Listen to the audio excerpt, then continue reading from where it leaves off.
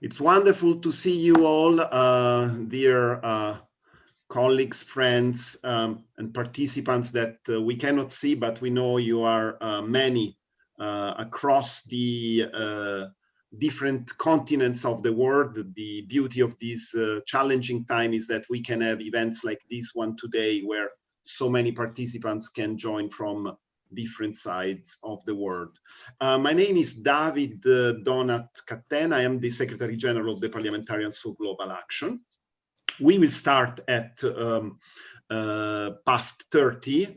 In my time on this side of the Atlantic, it's going to be 6:30 p.m. In Canada and New York will be 12:30 p.m.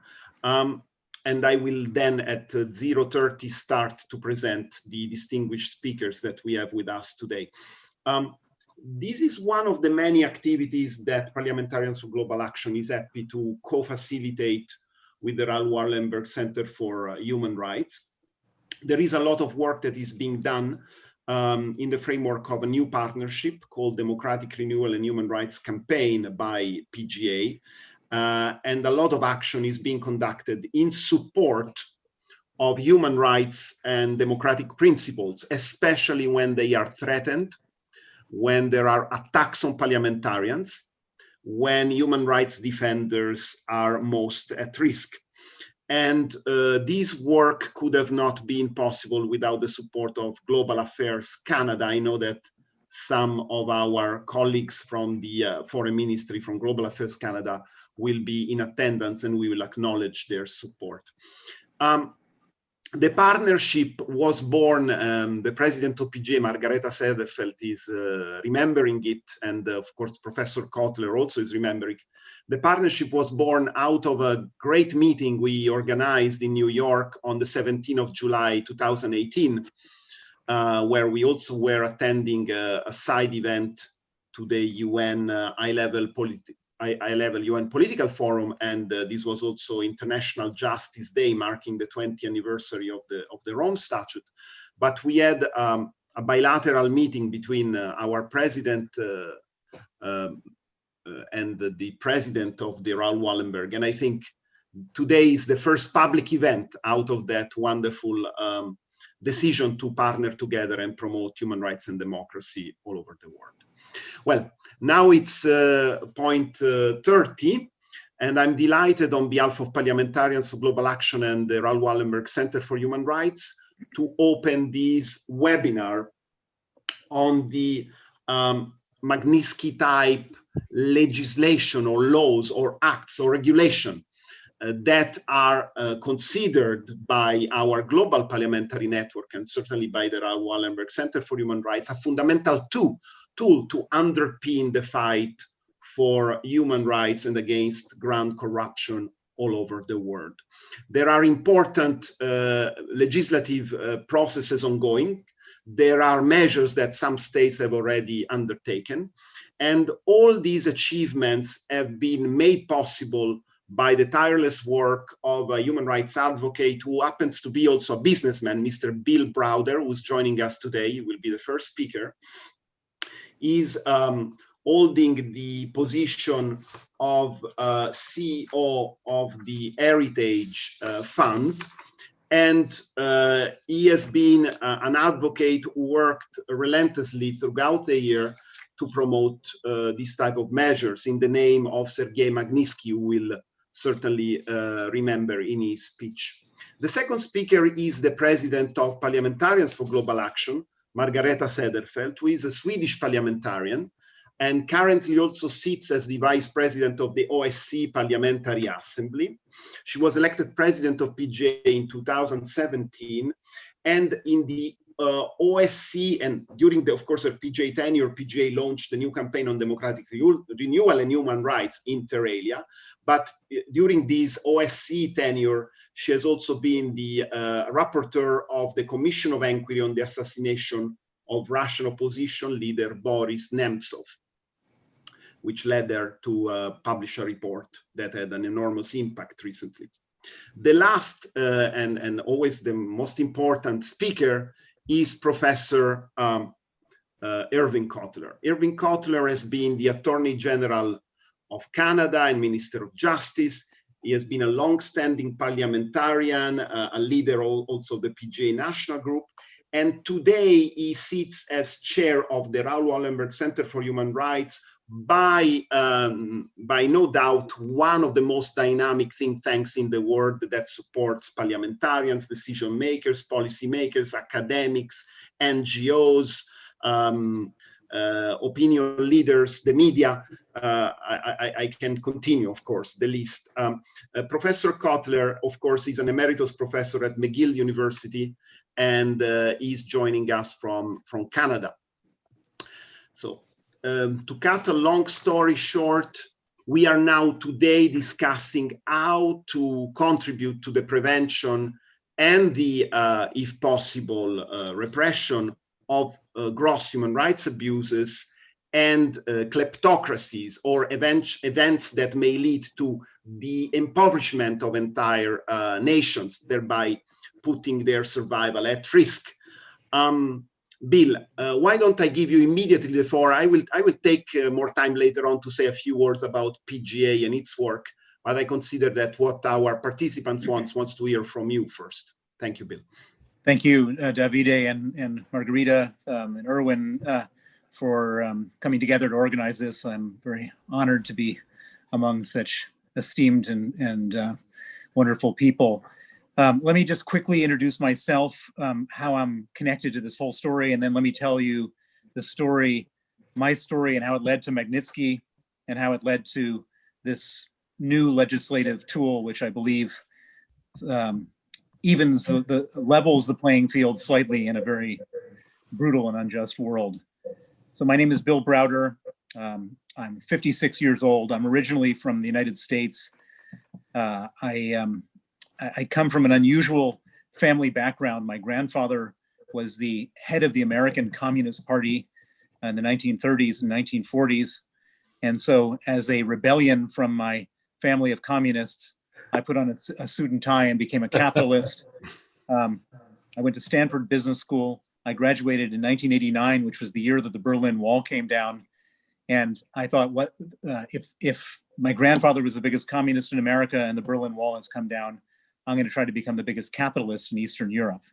I ended up moving to Russia. I set up an investment fund called the Hermitage Fund. It actually grew to become the largest investment fund in the country. And I discovered that all the companies I was investing in were effectively being robbed blind in a total free-for-all of Russian oligarchs and Russian officials.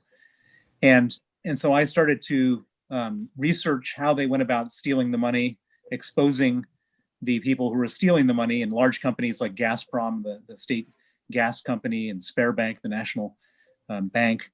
And these exposés led to all sorts of antagonism about what I was doing. And I was expelled from the country in November of 2005. I was declared a threat to national security of Russia because of my anti-corruption work. My offices were then raided in Moscow in 2007 by the police. And they seized all of our documents and then used those documents to perpetrate a highly complex $230 million tax rebate fraud. And the way we discovered this fraud was that a young lawyer named Sergei Magnitsky, who worked for me, was tasked with investigating this fraud. And I should point out that it wasn't our money that was being stolen. It was money that we had paid, $230 million we had paid to the Russian government in a highly complex maneuver involving government officials, was stolen from the Russian government. Sergei, who discovered this, then exposed it. He testified against the officials involved. And then he was subsequently arrested by the same officials he exposed. He was put in pretrial detention. He was tortured in order to get him to withdraw his testimony. They put him in cells with 14 inmates and 8 beds and left the lights on 24 hours a day to impose sleep deprivation. They put him in cells with no heat and no window panes in December in Moscow, so he nearly froze to death. They put him in cells with no toilet, just a hole in the floor where the sewage would bubble up. They'd move him from cell to cell to cell. And the purpose of all this is they wanted to get him to withdraw his testimony against the corrupt police officers and they wanted to get him to sign a false confession to say that he stole the $230 million, and he did so on my instruction. And Sergei was a man of incredible integrity and principle, and for him, the idea of perjuring himself and bearing false witness was more painful than all the physical pain they were subjecting him to, and he refused. The torture got worse and worse and worse, and after about 6 months of this, he started to develop terrible pains in his stomach. He lost 20 kilos. He was diagnosed as having pancreatitis and gallstones, and he needed an operation, which they scheduled in August of 2009. A week before the operation, the officials came to him again asked him to withdraw his testimony. Again, he refused. And in retaliation, they abruptly moved him to a new prison, a maximum security prison called Butyrka, where there were no medical facilities. And at Butyrka, his health completely broke down. He went into constant agonizing pain, and the authorities refused to provide him any medical attention, which he had been promised before. He and his lawyers wrote 20 different desperate requests for medical attention. Every one of their requests was either ignored or denied in writing. And on the night of November 16, 2009, almost 11 years ago, Sergei Magnitsky went into critical condition.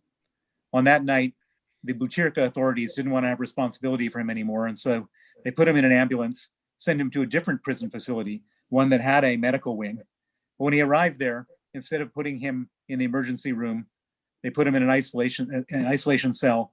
They chained him to a bed, and 8 riot guards with rubber batons beat him until he died. He was 37 years old. He left a wife and 2 children. I got the news of his murder the next morning, and it was by far the most traumatic thing I'd ever experienced in my life. Sergei Magnitsky was effectively killed as my proxy. He was killed because he was my lawyer. And when I was finally able to get over the horrifying adrenaline of the moment and all the emotions and think clearly, it became obvious to me that there was really only one thing I could do, which was to put aside all my other activities and focus all of my time, all of my resources, and all of my energies on going after the people who killed him and make sure they face justice. And we know a lot about what happened to Sergei because he wrote everything down. He wrote, during his time in detention, he wrote 450 complaints documenting who did what to him, where, how, and when. And we had a copy of, he would write those by hand them to his lawyer once a month. The lawyer would file them. The authorities would either ignore them or reject them, but we got copies. And it's the most well-documented human rights abuse cases ever come out of Russia. The evidence was incontrovertible. And we figured that on the back of that, they would at least have to imprison and prosecute the executors of this crime. Maybe not the orderers, but the executors. But that didn't happen. The Putin regime circled the wagons. They gave promotions and state honors to some of the people who were most complicit. And in the most shocking miscarriage of justice, they put Sergei Magnitsky on trial 3 years after they killed him. It was the first ever trial against a dead man in the history of Russia, and they found him guilty. As a result, it became clear from all of their actions that there was no possibility of getting justice inside of Russia. So I said, how do we get justice outside of Russia? And I looked around, and effectively, there were no tools for getting justice outside of Russia for a crime like this that was committed inside of Russia. The European Court for Human Rights, which is a great institution, doesn't prosecute people; it prosecutes the country. It usually takes anywhere from 6 to 10 years, and the penalty in the Magnitsky case, the Magnitsky family was awarded a judgment against Russia, and they still haven't paid with the 50,000 euros that they were supposed to. The International Criminal Court doesn't deal with cases like this. You have to have 100,000 dead, not one dead. Universal jurisdiction, which is a great concept in law, but doesn't actually work. And when I realized that there were no legal mechanisms for getting justice, I couldn't accept that. And so I said, if there are no legal mechanisms, then we need to create our own legal mechanism. And I went to Washington, and I told the same story I'm just sharing with you today with 2 senators, a Republican, a Democrat from Maryland, Senator Benjamin Cardin, and a Republican from Arizona, John McCain.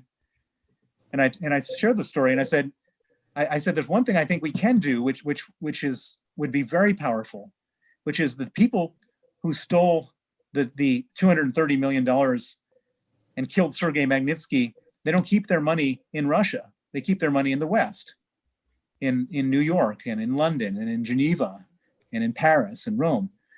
They buy villas and they send their girlfriends on shopping trips and they send their kids to boarding schools. And so I said, can we freeze their assets and ban their visas? I said to these two senators. And they said yes. And that became known as the Magnitsky Act. It was launched as a legislative proposal in October of 2010. And it originally just went after the people who killed Sergei Magnitsky. And then all of a sudden their phones started lighting up from other victims in Russia saying that you found the Achilles heel of the Putin regime. Can you sanction the people who killed my husband, my brother, my sister, my aunt? And after about a dozen of these calls, these two senators realized they were on something much bigger than just one case. They were effectively had stumbled into a new legal concept. And so they added 65 words to the Magnitsky Act to include all other gross human rights abuses in Russia. And then it went across Capitol Hill and it went viral, and all other victims started coming out and telling their stories. And it went for a vote in November of 2012, and it passed the Senate 92-4. It passed the House of Representatives with 89%, and it became a federal law in the United States, signed by President Obama on December 14th, 2012. At that moment, Putin went out of his mind. He banned the adoption of Russian orphans by American families, which was effectively, because many of those orphans were sick and disabled, he was effectively sentencing some of his own orphans to death as a way of trying to retaliate against the Magnitsky Act. And second thing he did is he made it his single largest foreign policy priority to repeal the Magnitsky Act in America and to stop it from spreading abroad. And I'm pleased to say he hasn't succeeded. Instead of stopping it, these two senators said, well, if Vladimir Putin is so upset about this, then surely other dictators will be as well. Let's make it global. And they introduced the Global Magnitsky Act. The Global Magnitsky Act went through the legislative process and it became a federal law in December 2016. On that same day, the Estonian parliament unanimously passed an Estonian Magnitsky Act, and it's a law on their books in Estonia. Following that, and with the unbelievable perseverance, help, and ingenuity of Professor Erwin Kotler here on the call, Canada, after probably a 7-year fight, we got the Canadian Parliament unanimously in both houses of Parliament to pass a Canadian Magnitsky Act. A month later, on the anniversary of Sergei Magnitsky's death, the Lithuanians unanimously passed the Lithuanian Magnitsky Act, followed by the Latvians, followed in the UK by the UK Magnitsky Act, followed by Kosovo, a Kosovo Magnitsky Act, followed by all of the British Crown protectorates, Jersey, Gibraltar, Cayman Islands, Isle of Man, Guernsey have Magnitsky Acts. And we now have a number of places on deck. The most important, the biggest prize will be the EU. In December of last year, the European Council agreed in principle to a European Magnitsky Act. Joseph Borrell, the head of the External Action Service, was tasked with writing it. I've seen a copy, I've seen a draft, which I can discuss in more detail after the end of my talk here. And then we also have an Australian Magnitsky Act, which has just been working its way through the parliament there. There's a proposal for Japanese Magnitsky Act. There's a proposal for a Swiss Magnitsky Act. There's a proposal for a Norwegian Magnitsky Act. And in principle, this can and should and will become a global standard for holding human rights violators and kleptocrats to account. It's been implemented in roughly 200 cases in America, and the list is long. And in fact, just today there was some more people added to the global Magnitsky list. And let me tell you, the people who get added are not happy. I will leave it there. They've probably gone over time, but I'm really glad that we're having this conversation today, and look forward to thoughts, questions, and the other speakers. Thank you, Bill. And this is the best way for our organizations to celebrate International Day of Democracy, which is today, the 15th of September, because our membership and all the people we work with, especially in civil society, they want to have concrete legislative tools to move the agenda forward, the agenda of human rights. And I think what you have done is really, really important for all of us. Now, I'm very delighted to give the floor to the person I'm accountable to, because every one of us is accountable to somebody else, and the president of PGA, Margareta Sedelfert from Stockholm. Margareta. Thank you very much, David. Esteemed parliamentarian colleagues, distinguished guests, ladies and gentlemen. On behalf of Parliamentarians of Global Action, I would like to thank our partner of this event, the Raoul Wallenberg Center for Human Rights and its chair, Professor Irving Kotler, and Mr. Bill Browder, who spoke a few minutes ago, for accompanying us today to discuss the Magnitsky-Type Sanctions as a tool for members of Parliament to prevent and punish human rights abuse. Margareta, yes. We cannot see you. Okay, no, now we can see you. Okay. Thank you very much. But you can hear me. Always, we have heard everything, yes. Very good, thank you so much. Yeah. And I think Bill Browder's presentations says everything about why we need the Magnitsky Act. And I will give a perspective of my view as both parliamentarian, as I am a member of the Swedish Parliament, but also from my perspective as a rapporteur of from OSCE Parliamentary Assembly on the assassination of Boris Nemtsov, and of course my perspective as president of Parliamentarians for Global Action.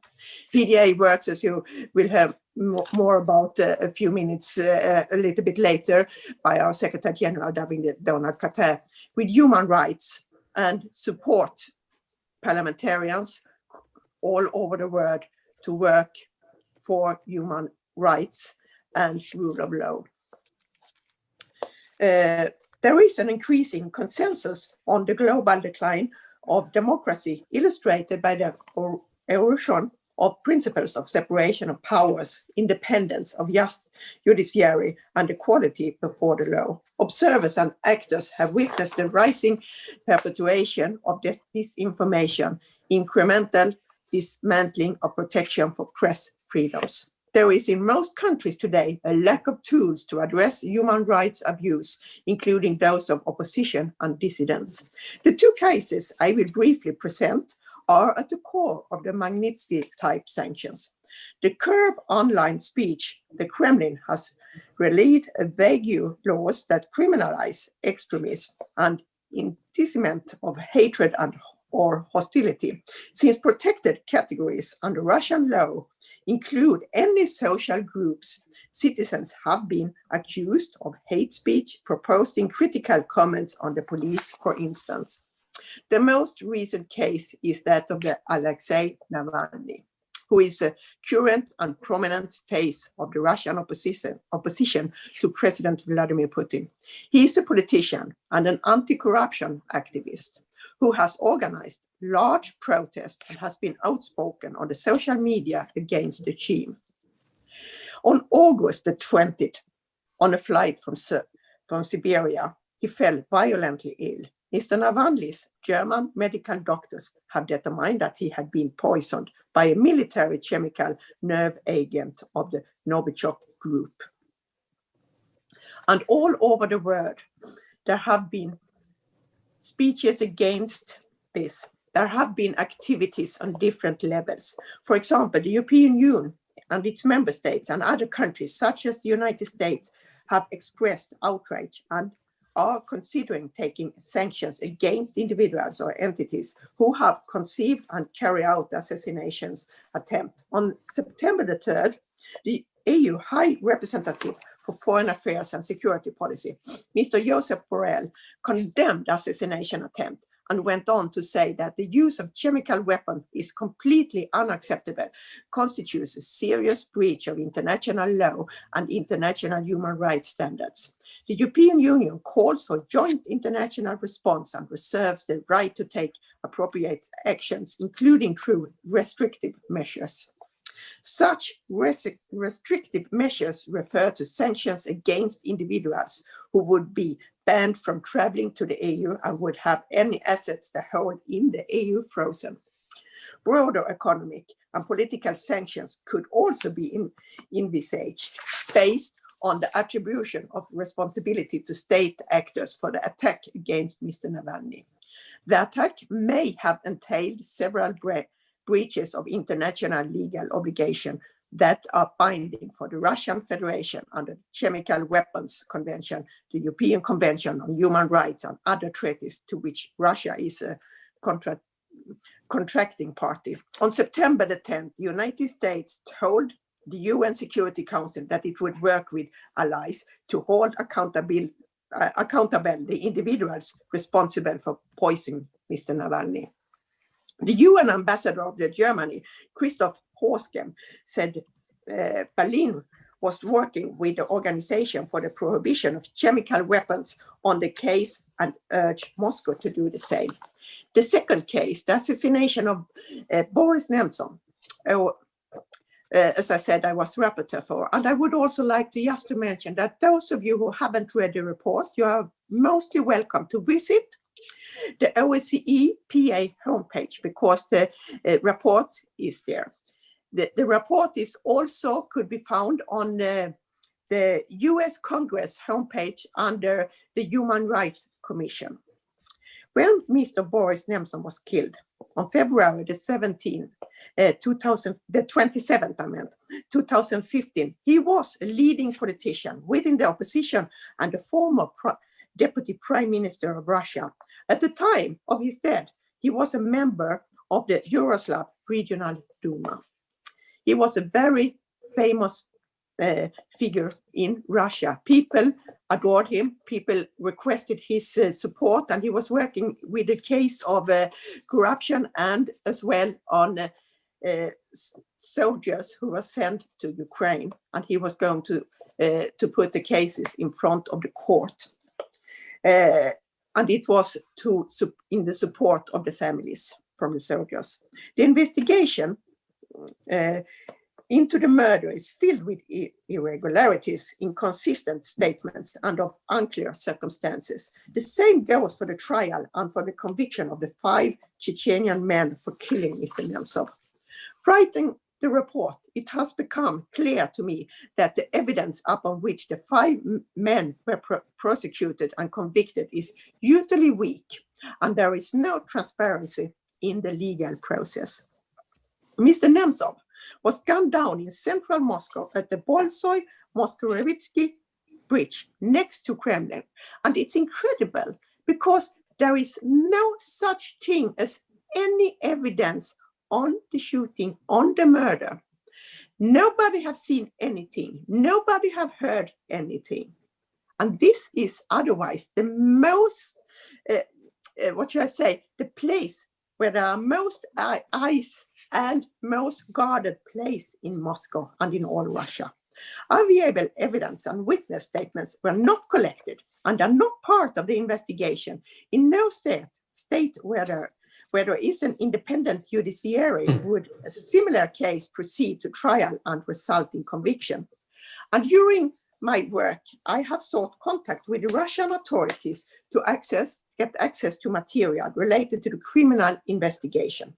My requests were denied with reference to the law on state secret, or even I didn't get any response at all. I also have requested a meeting with the Russian ambassador to Sweden. He canceled the meeting the same day as it should happen.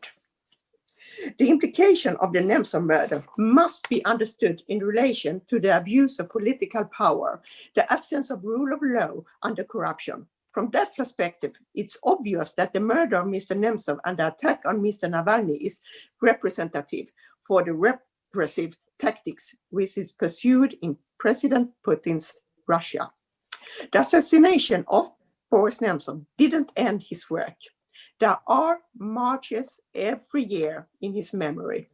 There are as well guarding the place where he was shot 7 days a week, 24 hours, and always fresh flowers on the spot. He remained after the murder a unifying figure for dissidents, and we as representatives of democratic and free political systems, we must not forget that the people of Russia deserve a better society than there is today. The UK has made significant contribution to end the Russian repression. A statement asking to renew the efforts into the investigation was delivered to the OSCE Permanent Council by Ambassador Niall Bush earlier this year, and the Magnitsky-Type Sanctions regime targeting several Russian nationals has been announced. Imposing sanctions is instrumental in demonstrating the significance of democratic values. The names of those who failed to investigate the assassination of Mr. Nemtsov, as well as other oppositional figures, should be added to that list, and the Magnitsky Act of the European Union should also be adopted. The tireless efforts by US senators and members of the Congress to bring attention to the Boris Nemtsov case is instrumental in particular. I would like to just mention the Resolution 156 passed by the Congress and the Resolution 81 by the Senate, calling for accountability and justice for the assassination. There are as well many other authorities and human rights defenders that have raised awareness of the case, such as the Office of UN High Commissioner for Human Rights, the UN Human Rights Committee, the European Court of Human Rights, the Special Rapporteur of the Parliamentary Assembly of the Council of Europe, Mr. Singeris. I just described two cases in which the international community decided to consider sanctions, economic ones, to punish individuals responsible for violating fundamental human rights of political opponents. There have been more cases of persecution of opposition leaders. Magnitsky-type sanctions tend to have severe consequences for individuals and governments. There is no democracy without respect for rule of laws. I urge legislators around the world to work towards mobilizing political will. As parliamentarians, we have the duty to address the climate of impunity to ensure that those who violate the domestic and international rule of law do suffer the consequences. Legislators can strengthen institutions such as the judiciary apparatus. We can question our government's actions or inactions on topics of international interest. Parliamentarians are as well guardians of multilateralism by holding our governments accountable to international instruments ratified. To conclude, few countries have adopted legislation on targeted sanctions against human rights abuses. Among the countries with the Magnitsky-type legislation, there is Canada and the United States. There are initiatives in a few European countries, and as Mr. Browder said, there are more on the line. Similar recommendations have been adopted by the Parliamentary Assembly of the Council of Europe and the European Parliament. I urge all fellow parliamentarians to discuss and pass legislation that imposes targeted sanctions on individuals, governments, and non-states and entities involved in human rights abuses. We should all remain vigilant, as the protection and strengthening of democracy requires sustained and collective efforts. And in my opinion, it's our duty as elected parliamentarians. We have to protect our people. Thank you very much. Thank you, Margareta. And we are perfectly on time now to give the floor to Erwin Kotler. Let me just stress how important is the references that you made to the case of Boris Nemtsov, the ongoing case of Mr. Navalny, which is still to be investigated and to be disclosed. And this shows the impetus that still this topic carries with our global society. Professor Kotler, I would like you to maybe take into consideration other situations outside Russia, because as Margareta said, parliamentarians have an enormous role to play. They are opinion leaders, they are legislators, they can make their government accountable, they can guide the politics towards a certain direction, especially if they are bipartisan, as the experience of Bill and also of your side in Canada enlightened us so well towards that objective. So, Professor Kotler, the floor is yours to a little bit maybe broaden this very important topic on a global scale, and then we will have the last 20 minutes for the Q&A. Thank you. Thank you, David. May I begin by commending Bill Browder, who's the father of the architect of the global Justice for Sergei Magnitsky movement, who demonstrated how one person with the compassion to care and the courage to act can transform, literally transform history. And in fact, Bill inspired the establishment at our Raoul Wallenberg Center of the Global Justice for Sergei Magnitsky project. I'm delighted also to be joining Margarita, the president of PGA, special rapporteur regarding the OSCE and inquiry into Boris Nemtsov, and David Donakatan, who I've known for so many years, worked together in common cause. Now it's Secretary General. And we are delighted at the Raoul Wallenberg Center to be partnering with you in the overall promotion and protection of democratic resilience and renewal, something which is particularly important and resonates on this International Democracy Day.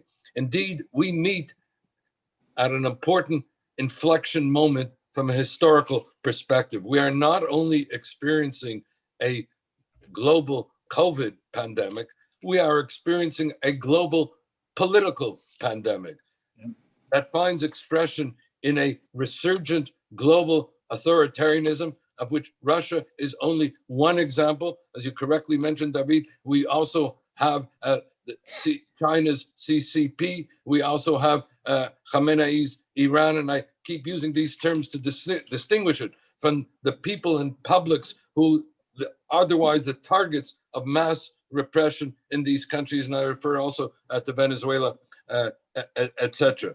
And so we are seeing this resurgent global authoritarianism. We are seeing an assault on a rules-based international legal order, which is underpinned by cultures of criminality and corruption and the impunity that also fuels it. We are seeing also a digital authoritarianism that incentivizes hate. And so with all this, regrettably, we are witnessing, and I'm saying this on International Democracy Day, at the same time, an erosion of democracy, the retreat of democracies, the sometimes silence of democracy, the dysfunction of democracy, and therefore the particular and compelling importance of an organization like the Parliamentarians for Global Action on International Democracy Day to renew and to reinvigorate the struggle for the promotion and protection of democracy. And so what can we do? And I'll take your references, David, into account to globalize the approach. Let me a number of one-liners for reasons of time as to what we can do, and in particular what parliamentarians in concert with civil society and governments can do. One, we need to internationalize the Justice for Sergei Magnitsky movement, to create a global constituency of conscience, to secure justice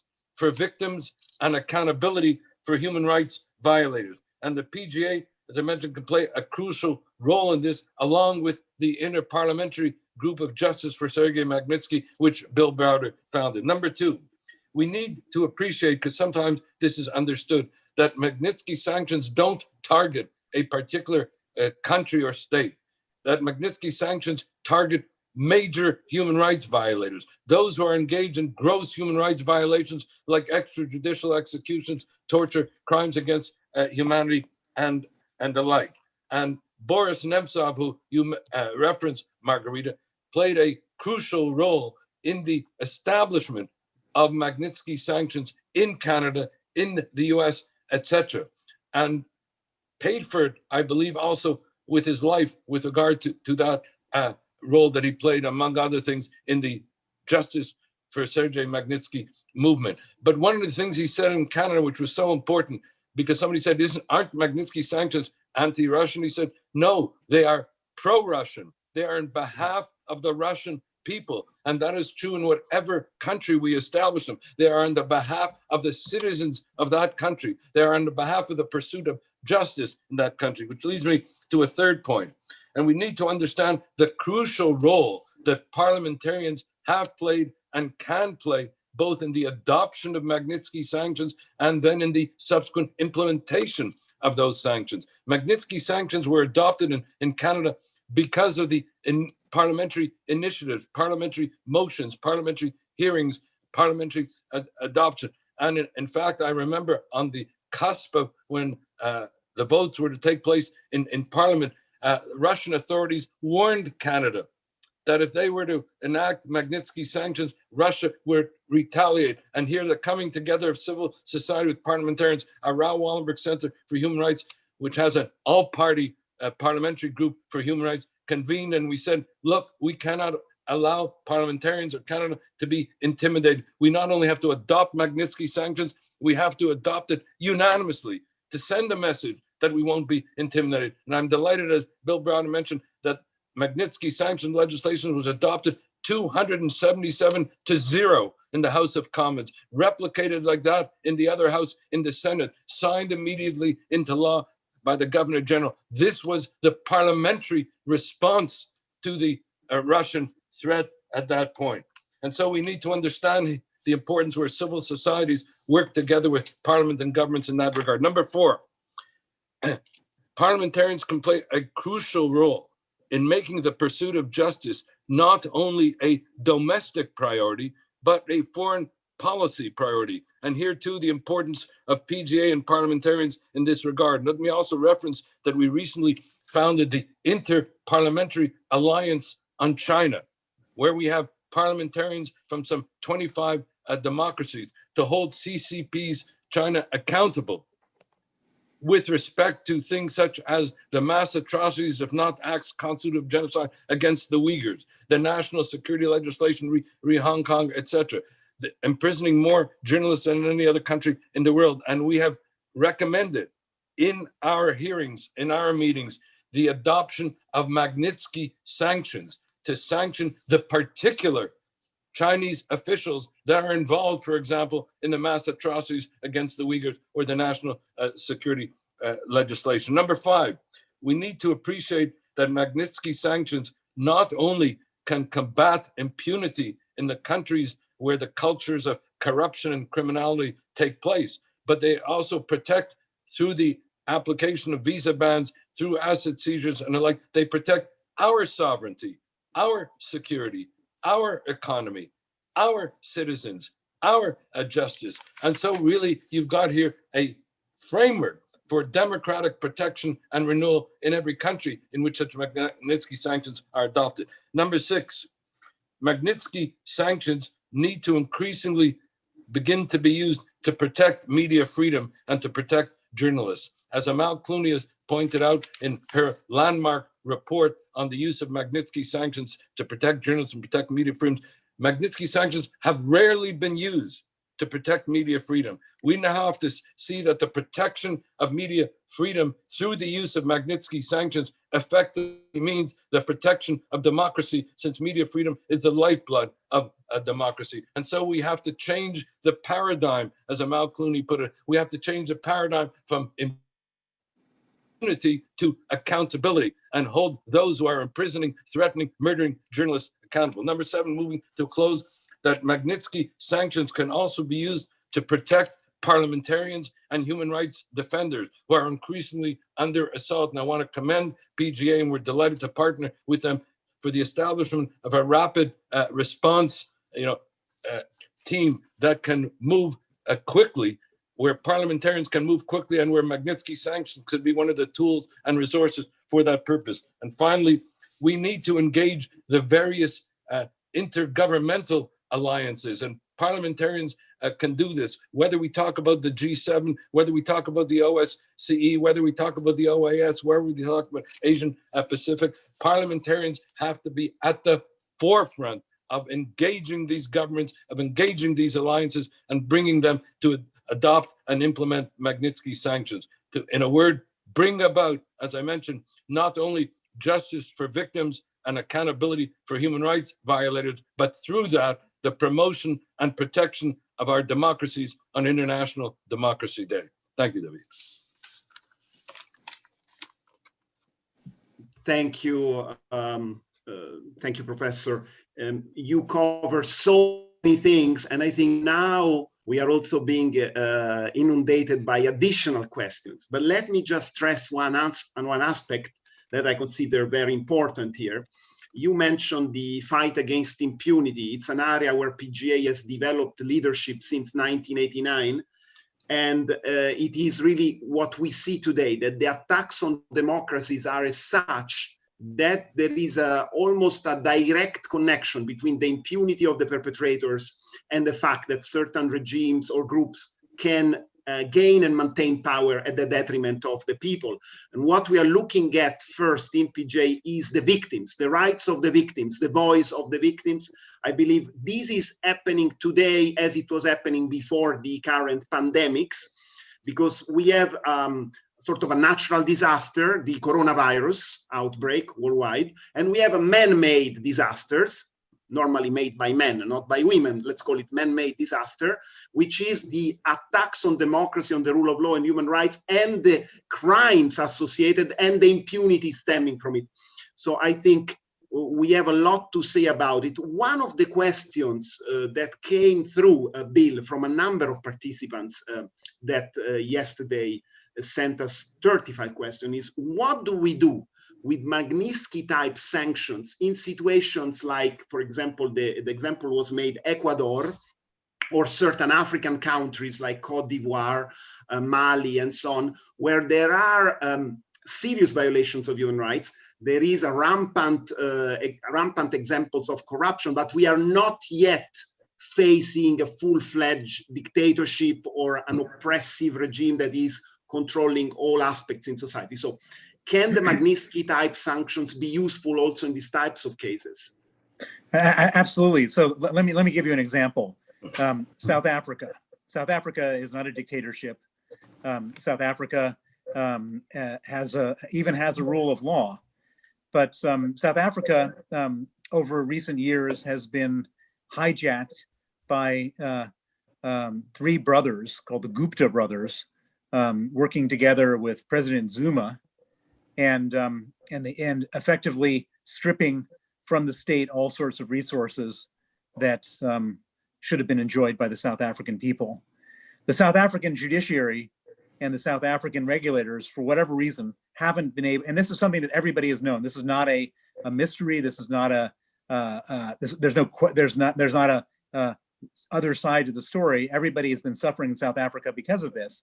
But the South African judiciary and the South African government, for whatever reason, couldn't organize themselves to prosecute this group of people. And so in the end, the only justice for the South African people has come from the United States, where the Gupta brothers were all placed on the global Magnitsky sanctions list. And it was remarkable, the day that it happened. It was like I mean, I could almost feel the applause from South Africa to the United States of the people saying, finally, there's some kind of justice being done. And so that's a perfect example. You don't need a sort of Chinese concentration camps to justify Magnitsky sanctions. You can have a situation like that. The purpose of these sanctions is to create justice and to fight impunity where impunity exists. And impunity could exist because of dictatorships, and it could exist because of a weak government or weak judiciary, or corruption within the government and corruption within judiciary. And so it's something which I think there's something like 26 countries that have had individuals sanctioned under the U.S. Magnitsky Act, and I hope that there'll be many more in the future. Thank you, Bill. And Professor Kotler, there are a number of questions relating to the Canadian situation. Questions asking about whether we can assess the process of designation of individuals to be sanctioned as too slow, or if there are obstacles in implementing the Canadian law. So this is coming from a number of participants. I may also address to you and to Margareta the question about why in certain countries, especially in Europe, it has taken so much time for legislators, for governments to be supportive of this type of measures. If you see some obstacles that need to be, let's say, overcome before to move forward with these legislative processes. Professor Kotler. Yeah, if I may, just to follow up also on Bill Browder, because it's a related thing. He mentioned South Africa, but I think the Philippines is another example which is engaged in not only in extrajudicial executions, but in threatening and imprisoning journalists who expose it, such as Maria Ressa of the Rappler. And it is a case study in the emerging threats of digital authoritarianism, of the weaponization of social media, where online hate leads to offline violence. And I think here we too and parliamentarians have a role to play to see that these technological behemoths like Facebook, that there is accountability. For example, in Canada, Facebook does not pay any taxes, is immune from suit and the like. And that's why I'm delighted that I believe Canadian parliamentarians are now considering legislation to combat hate on the internet, so as to protect from moving from online hate to offline violence. Now, you mentioned with regard to the Canadian situation and process of designation as being too slow. The process of designation must be deliberative, because we need to ensure also the appropriate due process protections. And right now, the process of deliberation is largely through the decision-making at the executive level and through the Minister of Foreign Affairs. What I do think we need a greater involvement of Parliament and expert groups of parliamentarians in the designation of those who should be targeted for Magnitsky sanctions. So a greater partnership between government and Parliament and civil society in that designated process. Sometimes it does become cumbersome, but that's part of the deliberative nature of democracy. What we want to do is to also make it more efficient and more democratic in its exercise and application. Thank you, Irving. And what I've noticed from a recent statement of the Canadian government is that there is also, as a priority in the plan for 2020-2021, to make sure that the eventual assets that would be seized from abusers would be made available to victims and communities who have suffered the consequences of human rights abuses. So that is part of a mechanism that needs to be set up. I see Bill noting here, so I'm not wrong. But of course, I would also urge a consideration of the role that the judicial branch of government can play in this, given the fact that there are certain due process protections to be taken into account. Margareta, do you want to address maybe why in Europe we have seen a little bit of a slower process than in the English-speaking countries? It's difficult to say, David, but thanks you very much for your question. And maybe because quite a lot of the European countries have strong constitutions with strong, that protect human rights. Maybe it's also that we have some glasses that protect us from seeing what goes on in the world.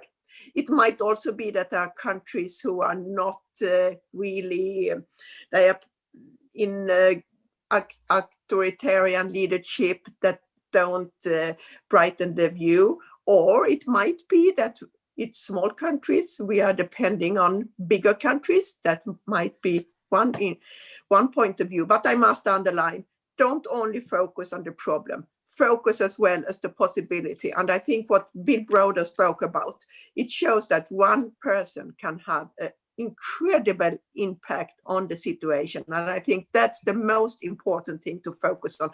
What can each of us do? And also to build networks, to be in such an environment that you get inspired, that you want to do something, to act. It's maybe not for a parliamentarian to have this environment in their own country. Then be active in international organization to get empower, to get fact, to get inspiration, because it's possible to change. And that's what Bill Browder have really shown and talk about all the time. And this is important. Thank you, David. And thank you, Margareta. And of course, the role of parliamentarians has been addressed by many actors One of them is listening to us today, maybe the most important man who is in our participants list, the former Undersecretary General and Legal Counsel of the United Nations, Ambassador Hans Corell from Sweden, who published a rule of law guide for politicians. That is also a very, very important tool that PGA and all the parliamentarians of the world should make use of to promote human rights and accountability. It's a project that he did with the Raoul Wallenberg Institute of Human Rights and Humanitarian Law in Lund University, together with the Hague Institute for the Internationalization of Law in the Netherlands. You can find it easily on the internet, and we will put on the PGA website a link to it. Now, David, may I just say one thing more? I think what Erwin Kotler spoke about, to involve parliamentarians, is crucial, because it's not that the government, if it's a democratic country, the government haven't the power. They are those who are running the country, but the legislative power is in the parliament, and the parliaments have possibilities to take initiatives, and are also those who scrutinize the government. So I think what Erwin Kotler said is really important. Parliamentarians has to be involved and also to act responsible. Thank you. Absolutely. And many questions have been asking, and talking to especially Professor Kotler and Bill Browder here. Maybe Bill can have the last word on this. Are these Magnitsky-type sanctions effective as a tool for prevention or deterrence? If we look at situations like Venezuela, for example, where a lot of efforts have been made, but a parallel economic system has been created by the Maduro regime to find ways and means to sell the oil.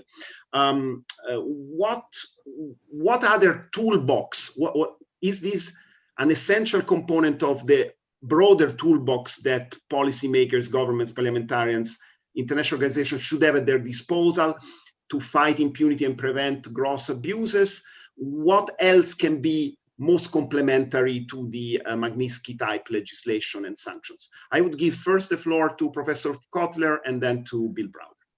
Well, let me just take a particular example that you mentioned with respect to Venezuela, because I think Magnitsky sanctions were here imposed by Canada on the leaders of Venezuela, both as a means of deterrence as well as a means of securing justice for victims and accountability. But it has to also be done in concert. I was a part of an OAS panel of independent experts, which were asked to look into whether there are reasonable grounds to believe that crimes against humanity are being committed in Venezuela. We reported a little over 2 years ago that there are reasonable grounds to believe that 7 major crimes against humanity were being committed in Venezuela, in particular state-orchestrated humanitarian sufferance, the weaponization of food and medicine and targeting the opposition, etc.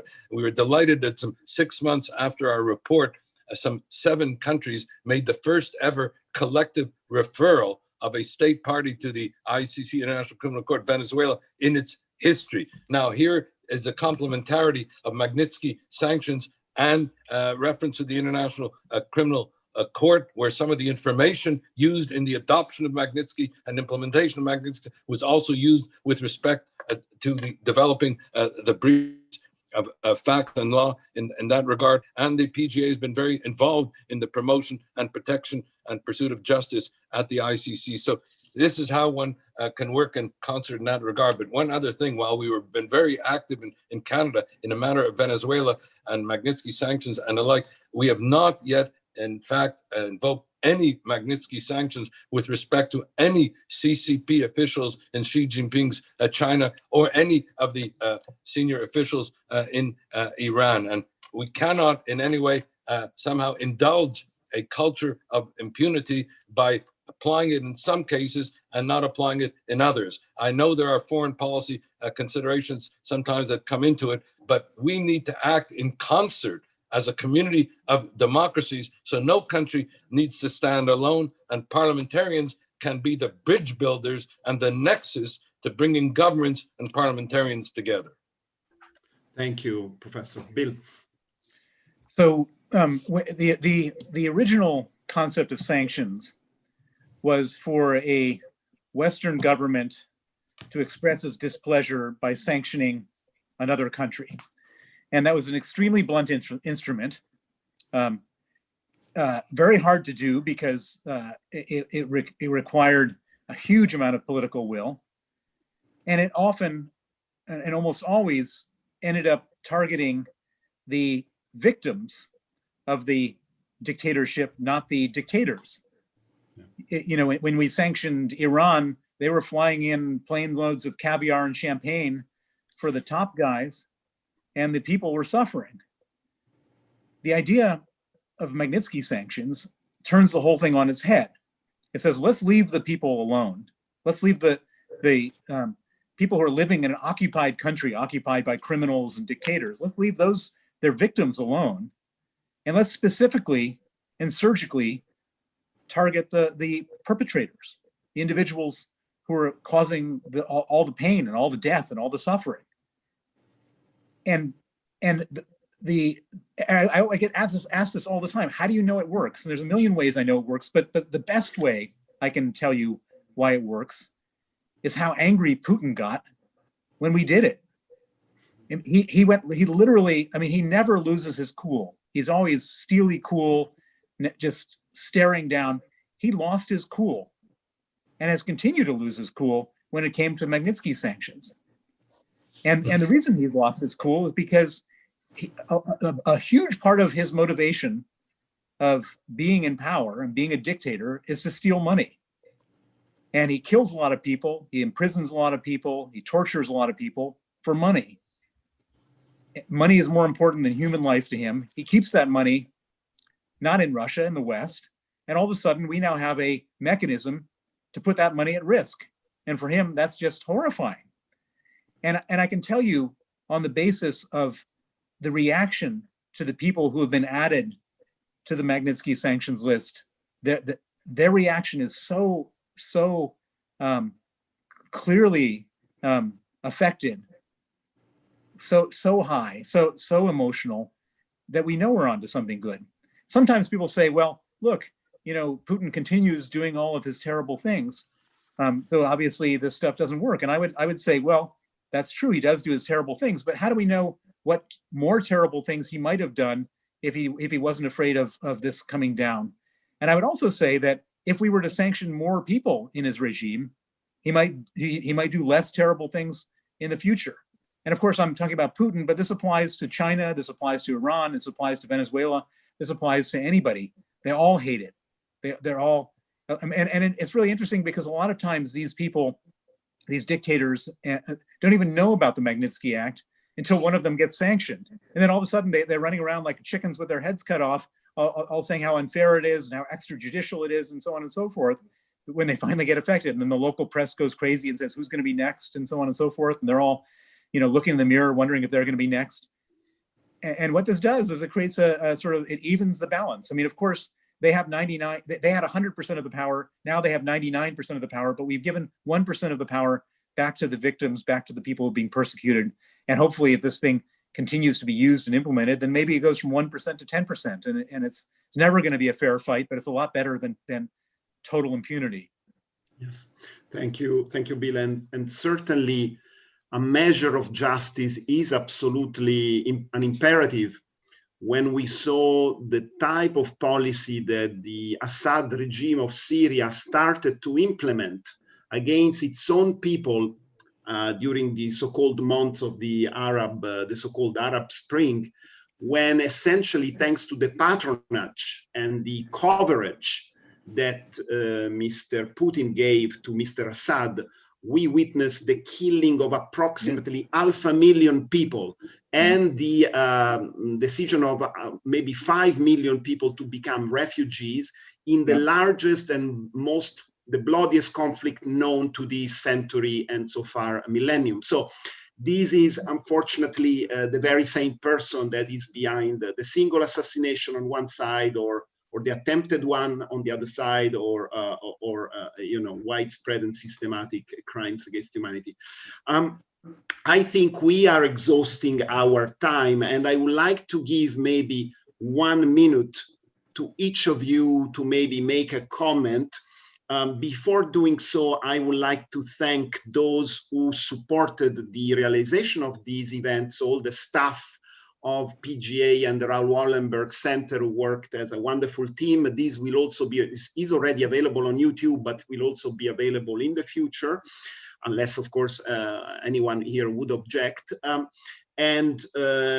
Also a big thank you to Global Affairs Canada that supports the PGA campaign for democratic renewal and human rights in partnership with the Raoul Wallenberg Center. And let me also mention the fact that PGA continues in its very strong commitment to fight impunity for the most serious crimes of concern to the international community as a whole. It's absolutely unacceptable that a single murderer in the streets of Rome, under my house here in the face of the Vatican, will be brought to justice 90% of the cases.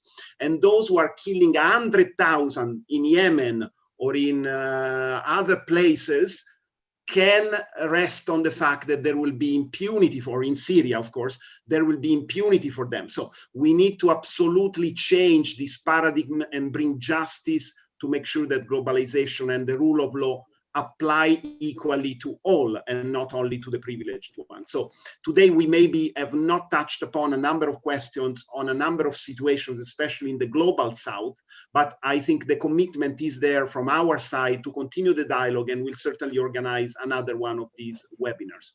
I now give the floor to you, probably in an alphabetic order, if you don't mind. Bill.